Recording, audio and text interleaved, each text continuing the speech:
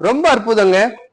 சொல்றாரு பாருங்க, யாரெல்லாம் நல்லவை என்ற நல்ல நிகழ்வுகள் நடக்க வேண்டும் என்று இனிமையான சொற்களை பேசுகிறார்களோ அவர்களிடம் அறம் பெருகும், அவர்களிடத்திலிருந்து தீய செயல்கள் நகண்டு ஓடும். ஆக நம்முடைய குழந்தைகளுக்கு நாம் சொல்லி புரிய வைக்க வேண்டும். நீங்கள் இனிமையான சொற்களை பேசும் பொழுது உங்களை சுற்றி நல்ல நன்மையான காரியங்கள் நடைபெறும். நீங்கள் தீய சொற்கள்ல இருந்து விலகிக்கோங்க, நீங்க இனிமையான சொற்களை மட்டுமே பேசுங்க அப்படின்னு நம்முடைய குழந்தைகளுக்கு நாம் சொல்லி புரிய வைக்க வேண்டும்.